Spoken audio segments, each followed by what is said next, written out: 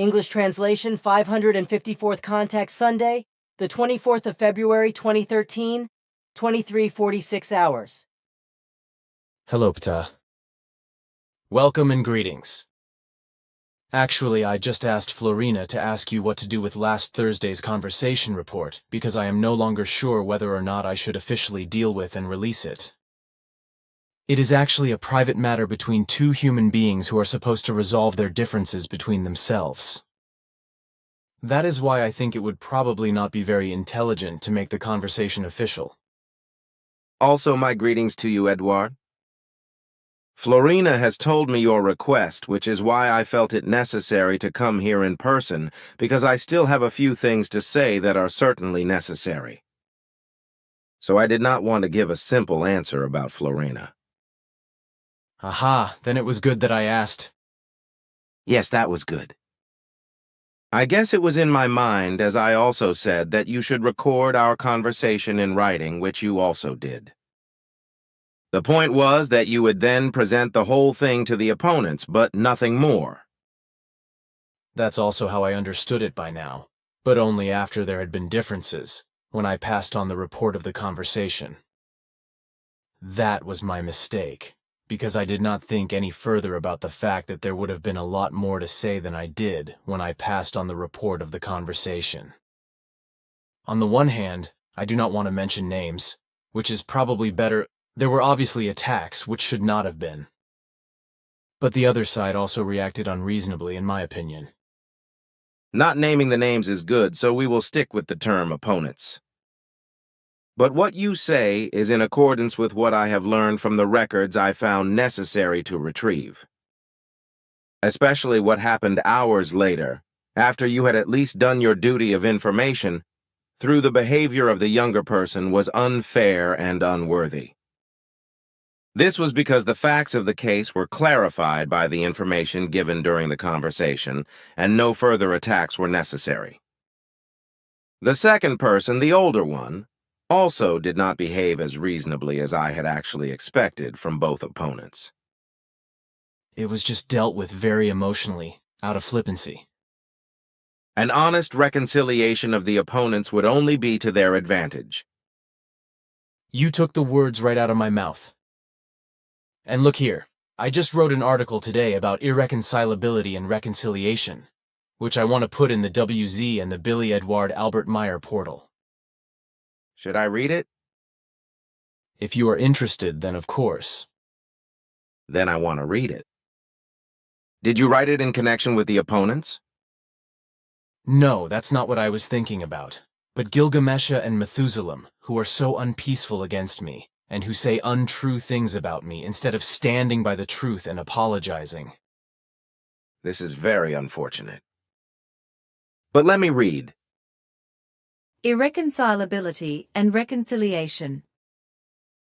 When there is talk of reconciliation, it is based first and foremost on the fact that the human being has to enable himself to reconcile with himself first and foremost through love of himself and through understanding, reason, and logic. But the truth is that very few human beings do this, and so countless people live unreconciled with themselves, harassing and tormenting themselves in many ways.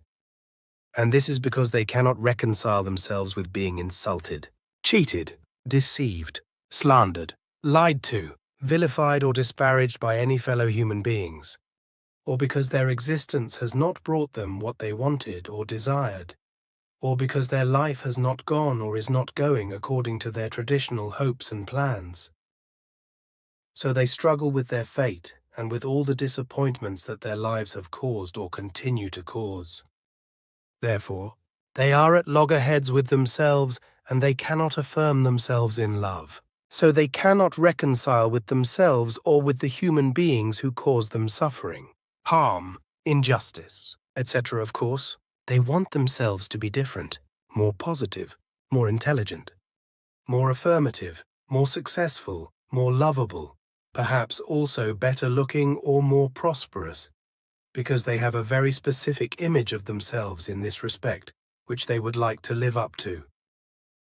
But all this is denied to them because they are not able to love themselves and cannot reconcile with themselves. The term reconciliation comes from the Middle High German Sween, which means peace, kiss, conciliation, and appeasement. So if the human being is to be reconciled with himself, it means that he should make peace with love within himself and agree to do so equally with existence and life and with those fellow human beings who are in need of reconciliation.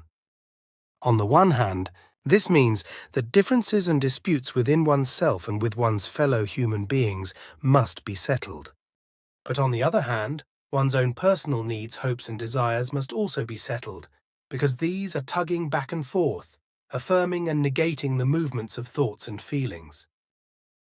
So the inner split that opens up between the ideal image and the effective reality and its truth must be dissolved.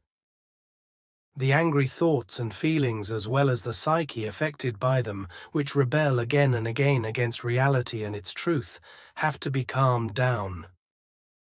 But this means that one's own faults and weaknesses must be corrected, however difficult it may be. But only when this is done can the human being kiss his own tenderness and be tender with himself. But if the human being does not reconcile himself with himself, this contradicts his ideal image, which he carries deep within himself and which he longs for.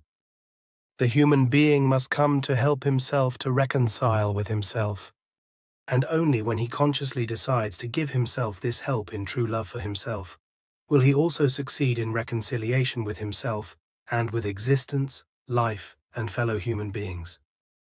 And only then, when the human being has reconciled with himself, can he say yes to himself, emphasize his own mastery and say yes to his good positive character, as well as to his valuable attitude towards life and personality.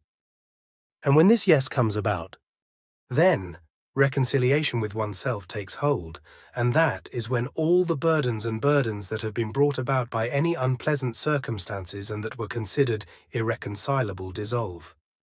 Only then, when the human being is reconciled with himself, can he think of including also his fellow human beings in his immediate or wider environment, with whom he is at loggerheads or at loggerheads in his own reconciliation, as well as possibly getting them to reconcile.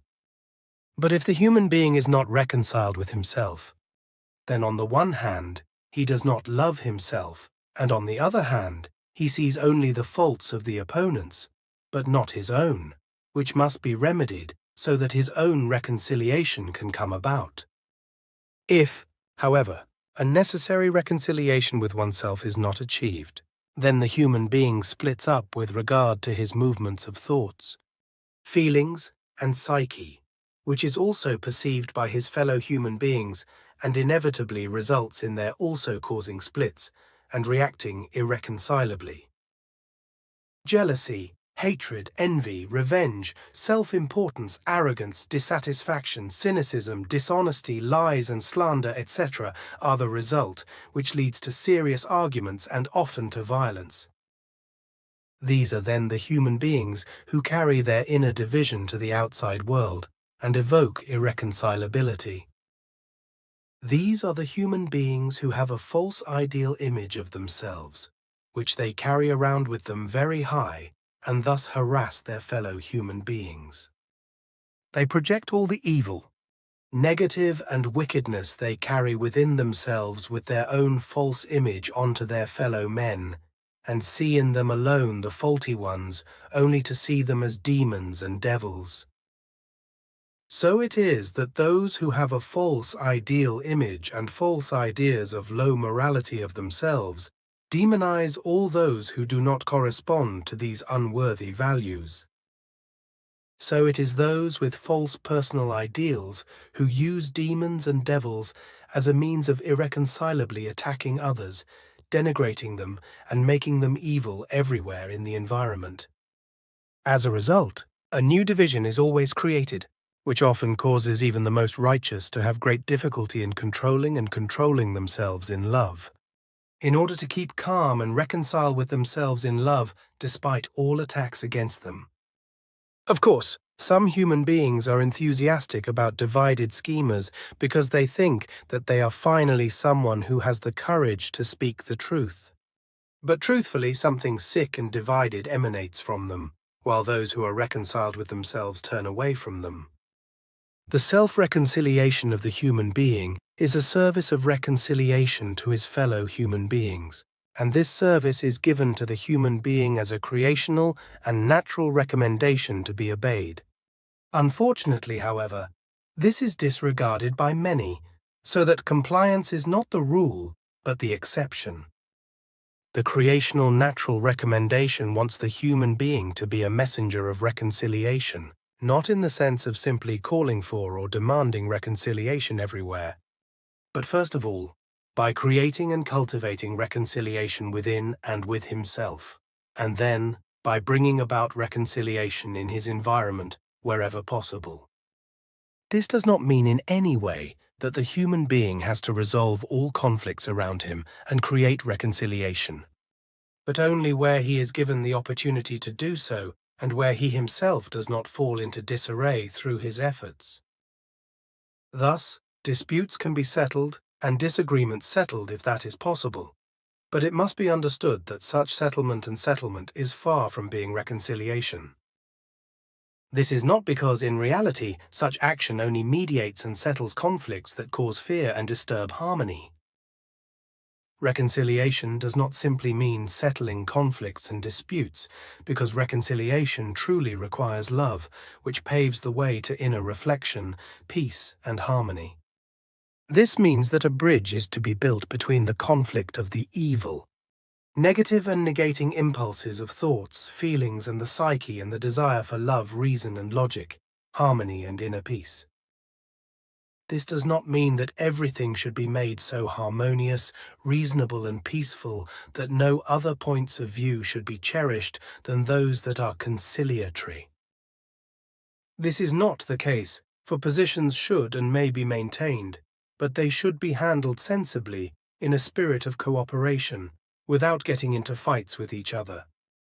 The human being has to communicate with his points of view in a special way, so that he can do the correct thing from them and approach himself sensibly, to grasp love in himself and to reconcile with himself.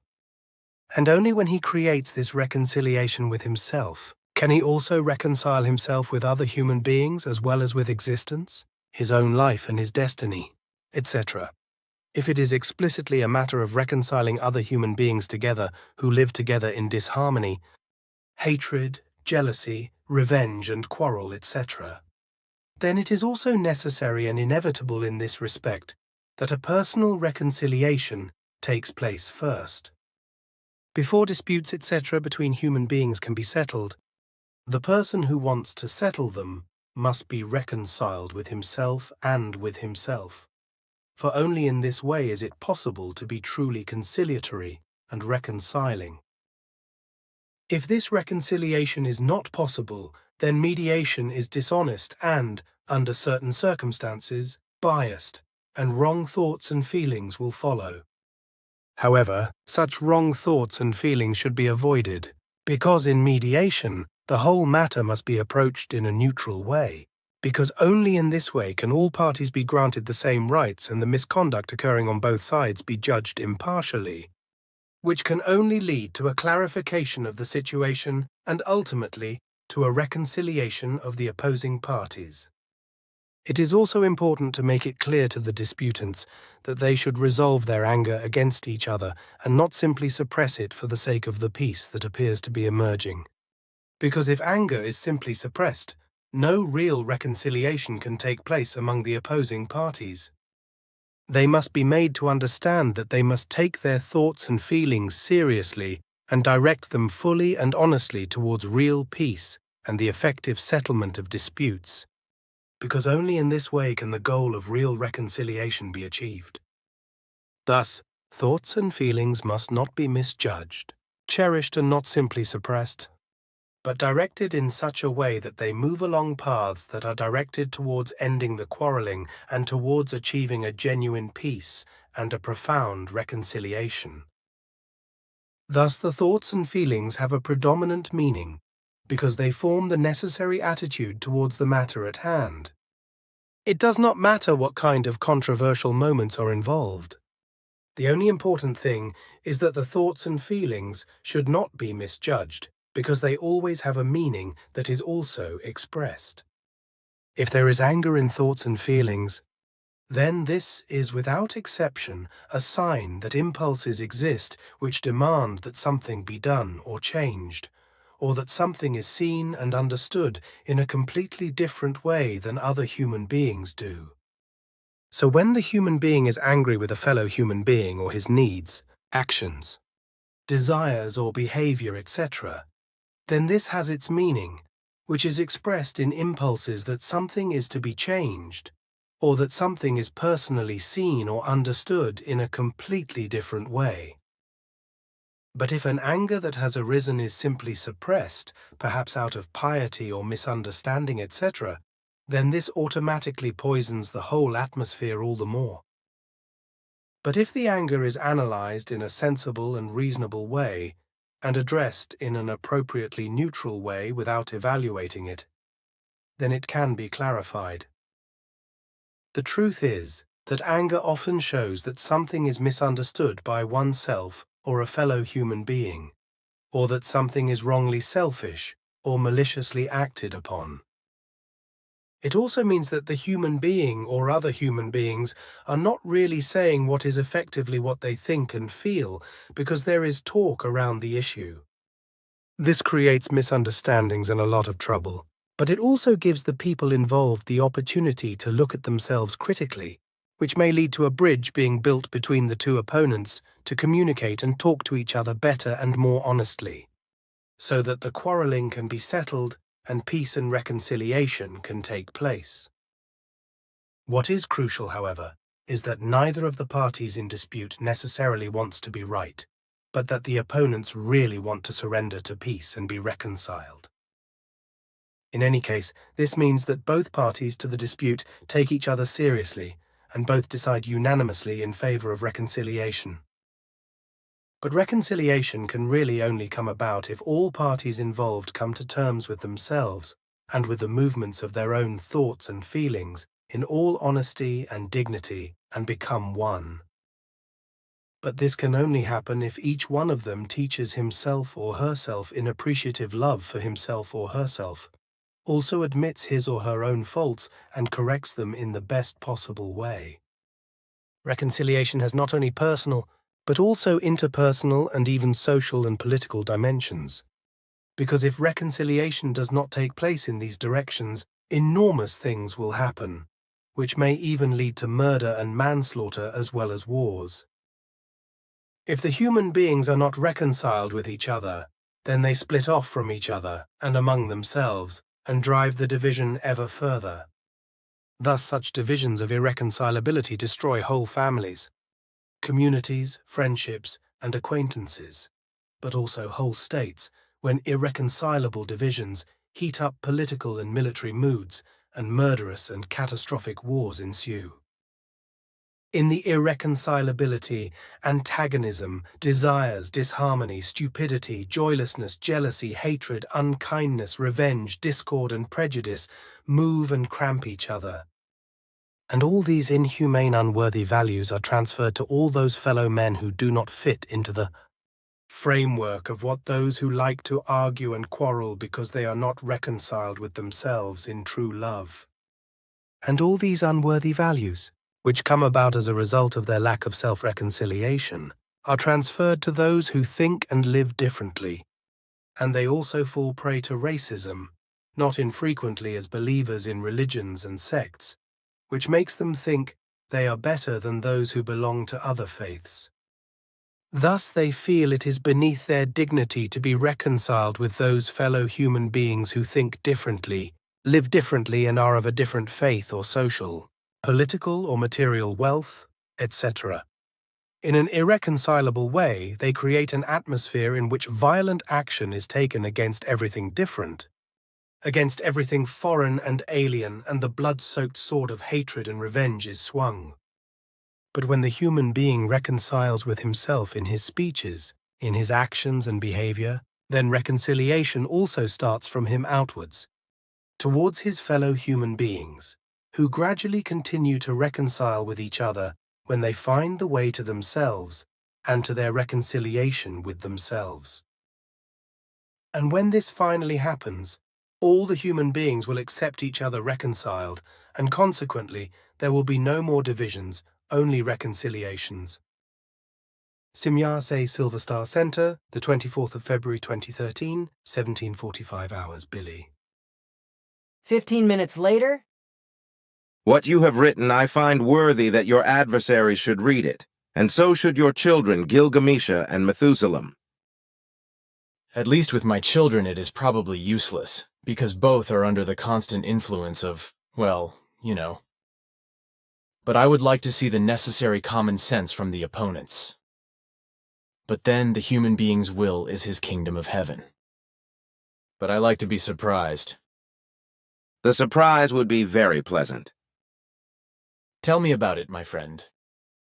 Then the unpleasant matter is settled for me, which I hope is also the case for the opponents.